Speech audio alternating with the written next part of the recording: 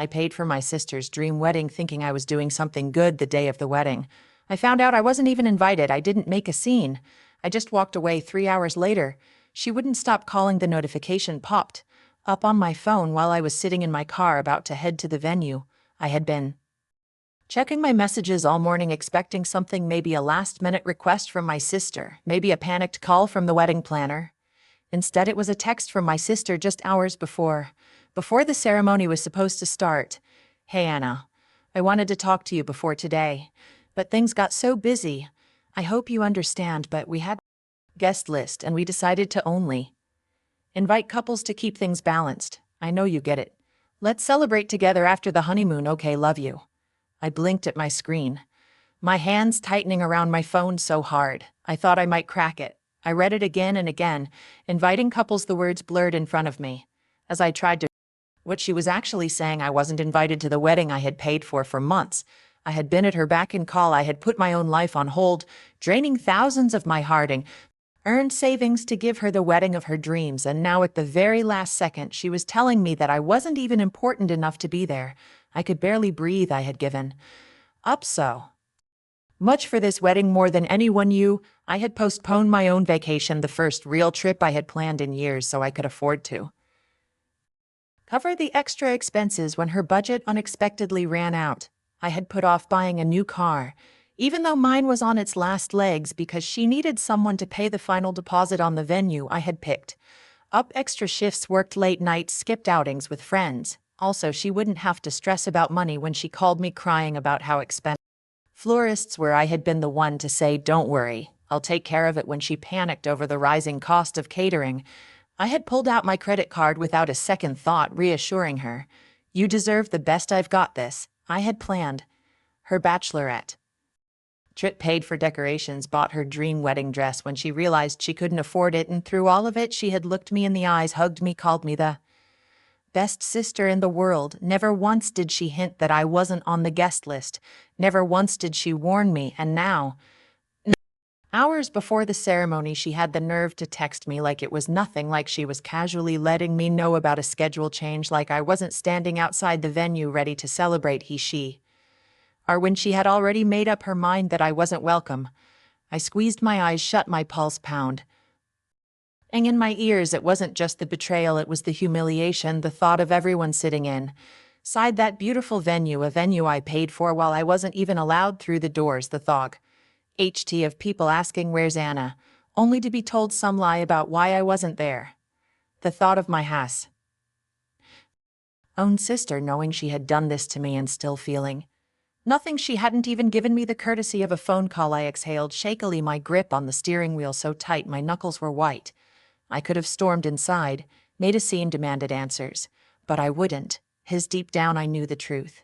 She didn't deserve my reaction. She didn't deserve to know how much she had hurt me, and she sure as hell didn't deserve me sitting in that parking lot crying over her choices. I took one last look at the venue, at the guests, arriving in their elegant outfits, laughing, chatting, completely unaware that the person who had made this all possible was being shut out like a stranger. Then, without another word, I put my car in drive and left. He wanted a perfect wedding. She could have it without me. Growing up, Lil Y had always been the one everyone loved, the charming, bubbly, effortlessly popular little sister who made friends instantly, could talk her way out of anything, and never had to try too hard. Me, I was the composite. I wasn't just shy. I was awkward, the kind of kid who never knew the right thing to say, who never quite fit in even in elementary school. It was obvious. Lily would come home from school bouncing due with excitement about birthday party invitations, playdates, new best friends. Meanwhile, I would sit at the kitchen table pretending I didn't care that my own invitations never came. By middle school, it was worse. Lily had become the type of girl everyone wanted to be around. She was effortless, pretty, tete-set, confident, funny. Teachers adored her. Parents called her a delight. Me, I had already been labeled weird, boring, the girl no one wanted to sit with. I never figured out exactly why. I wasn't mean. I didn't smell bad. I didn't have some dramatic incident that made me an outcast. I was just there. The invisible girl, or worse, the girl people whispered about by high school. I wasn't just Ignored, I was actively avoided. The mobbing started in small ways, people accidentally spilling drink. On my homework. The anonymous notes shoved in my locker, whispers and giggles every time I walked in. To a room, I tried not to let it get to me. Kept my head down. I focused on school. I told myself it did. It matter what people thought of me, but the worst part, Lily pretended not to know me at home. We were sisters, we talk, laugh, share stories. She'd come to my room, borrow my clothes, ask me for advice. Boys tell me about all the drama in her friend group. But at school, I was a stranger. I still remember.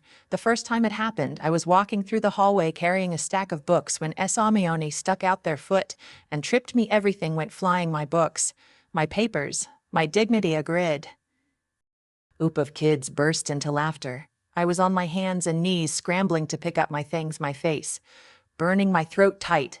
And then I saw her, Lily, standing just a few feet away. She saw me. I know she saw me. Our eyes met for half a second, and I swear I saw something flicker across her face. Maybe pity, maybe guilt. But what she did? Nothing. She turned away, kept walking, didn't say a word, didn't help, didn't acknowledge me at all. And just like that, I knew I was an embarrassment to her. I was the sister she had to pretend didn't exist at school so she could keep her perfect, untouchable reputation. After that, I stopped expecting anything from her, and for years I thought I had made peace with it. As once high school ended, everything changed. I went to college, started fresh. I worked hard, built a career, became independent. Then Lily, he grew up too. She became nicer, more needed advice. She texted me when she was struggling. She even apologized once half-heartedly about high school. You know how it is.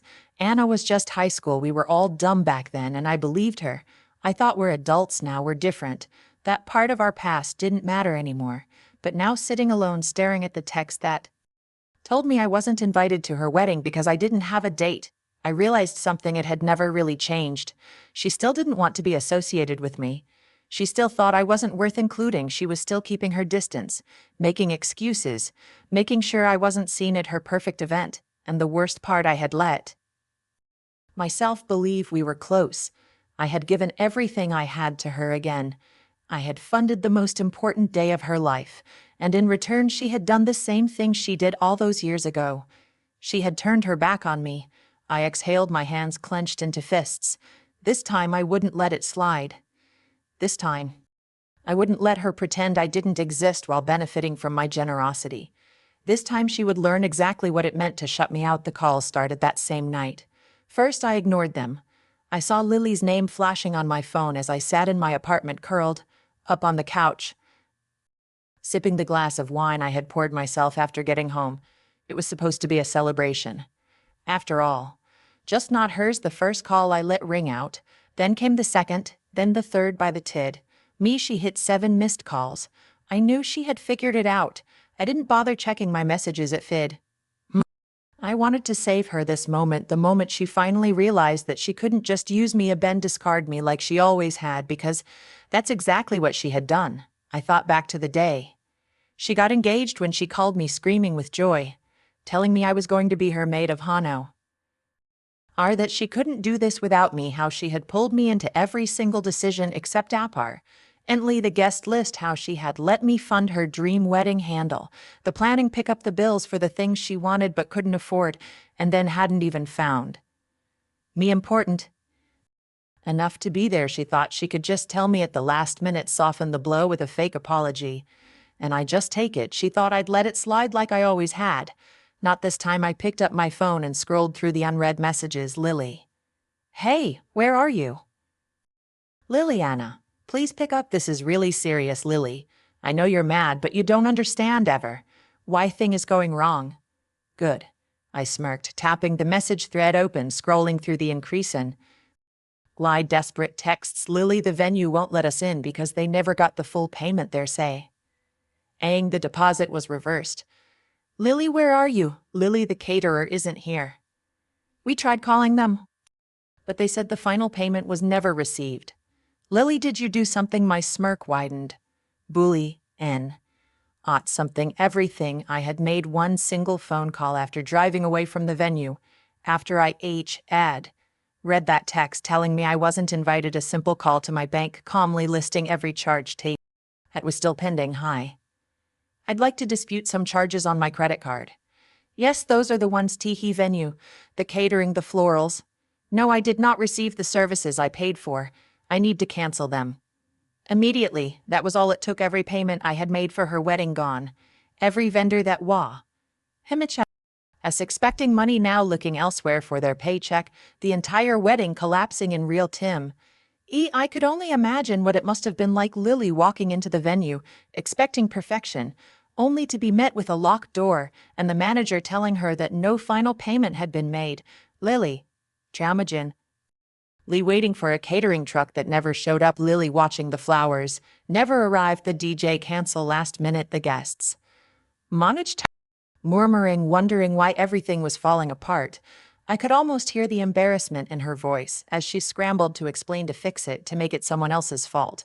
But there was no one else to blame because the only person who had paid for it in the first place had walked away, and now she was panicking. The phone rang. Again, and this time I answered. I barely got the word hello out before Lily's voice shrieked through the line. Anna, what did you do? I pulled the phone away from my ear, wincing at the sheer volume of her rage. Lily, I said coolly. You're going to have to be a little more specific. She was breathing heavily, like she had just run a marathon, or more likely had just spent the past hour running around in a blinny panic trying to fix a disaster. She didn't understand. The wedding, the venue, the caterer, everything is falling apart, I said, leaning back against my couch. That sounds awful. Don't play dumb. I know it. Was you? I tilted my head. Lily, what exactly are you accusing me of? You canal everything. I sighed, dramatically. I don't know what to tell you. I mean, I wasn't invited, so it's really none of my business.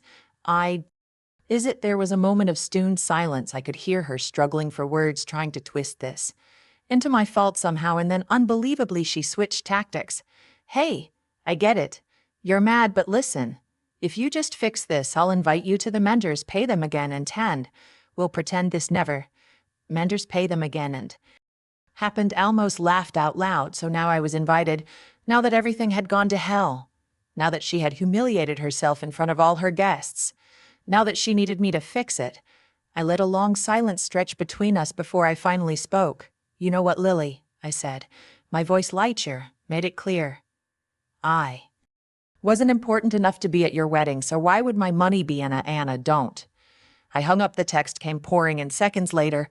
Lily, are you serious, Lily? You ruined my wedding, Lily. How cool. Do you do this to me? I smiled, setting my phone down on the table. Bully. You ruined your wedding, the mom, and you decided I wasn't worthy of being there. All I did was make sure my money wasn't there either. And for the first time in my life, I didn't feel like the girl left out. I felt like the girl who had finally walked away. The text kept coming. By the time I woke up the next morning, there were over 20 unread messages waiting for me. I scrolled through them lazily, sipping my coffee, watching the panic unfold in real time. Lily, you don't understand what you've done, Lily. This isn't just about me. You embarrassed our whole family. Lily, Mom and Dad are furious with you, Lily. I hope you're happy. You completely destroyed the most important day of my life. I set my phone down and exhaled. And my panic. And slowly, I had been expecting that last one. I knew Lily. I knew how her mind worked, and I knew that in her head nothing was ever her fault. She wasn't sorry for what she had done to me. She wasn't sorry for using me, for taking my money, for deciding I wasn't worthy of being at the I had paid for. She was only sorry that it backfired, and now, just as I predicted, she had gone running to Mom and Dad, ready to rewrite the story so that I was the villain. I sighed. Here we go. Right on cue, my phone rang. I considered letting it go to voicemail, but I knew that would only make things worse. I took a deep breath and picked up Anna. Her voice was sharp, disappointed, already filled with the weight of an argument she had already decided she had won. What did you do to sister? I let out a short laugh, shaking my head. I don't know, Mom. What did Lily tell you? I did. She told me you sabotaged her wedding, that you took back all the payments just to punish her. I closed my eyes, pressing my fingers against my temple. She didn't tell you? Why did she? Oh, just a fraction of a second, enough for me to know the answer. I smiled bitterly. Of course, Lily had left that part out. I bet. She told them I had canceled the payments out of pure spite just to make her life miserable. But she didn't tell them the real reason she didn't tell them. I wasn't even invited, Anna. Whatever happened, you should have handled it differently. She's your sister. I clenched my jaw. There was that familiar expectation, that unspoken rule that had followed me my entire life, that no matter what Lily did, no matter how she treated me, no matter how badly she hurt me, it was my job to be the bigger person, to suck it up, to forgive, to put her first. And for the first time I refused. You know what, Mom, I said, keeping my voice even. Lily made her choice. She made it very clear I wasn't welcome at her wedding, so I made sure my money wasn't there either. Seems fair to me, Anna. No, my voice was firm. I am done being treated like I don't matter. I spent months helping Lily plan that wedding. I paid for everything. I sacrificed my time, my money, my own plans, just to make sure she compact had the perfect day, and she knew that, and she still decided I wasn't good enough to be there. Silence for the first time. My mother had nothing to say because there was nothing she could say. Lily had crossed a line. Even she couldn't explain away, and she knew it. Anna, Mom's voice was softer now, hesitant. I know you're hurt, but nothing. I cut her off. I am done being the one who fixes things. I am done being the backup plan, and I am done being taken advantage of. If Lily wants to play the victim, that's her problem, but I'm not going to apologize for standing up for myself. She exhaled slowly. So that's it, she asked finally. You're just going to cut your sister out of your life. I thought about that, and then I thought about high school when she pretended not know me. I thought about all the time she used me growing up. I thought about every time I was the last priority. And then I thought about this wedding, how she had lied to my face, how she had made promises she never intended to keep, how she had known the entire time she wasn't inviting me, but had still taken my money, had still my nuktas, let me believe I was part of it, had still used me one last time before throwing me aside. And I knew my answer. No, Mom, I said. Simply, Lily cut me out of her life the moment she decided I wasn't important enough to be there. I hung up before she could say anything else. The relief was instant, like a weight had been lifted off my chest. For the first time in years, I wasn't the one chasing. I wasn't the one fixing things. I was just done, and it felt good. I blocked Lily's number that night. I didn't care what else she had to say, because at the end of the day, I wasn't sorry. Not for canceling the payments. Not for ruining her wedding. Not for finally putting myself first.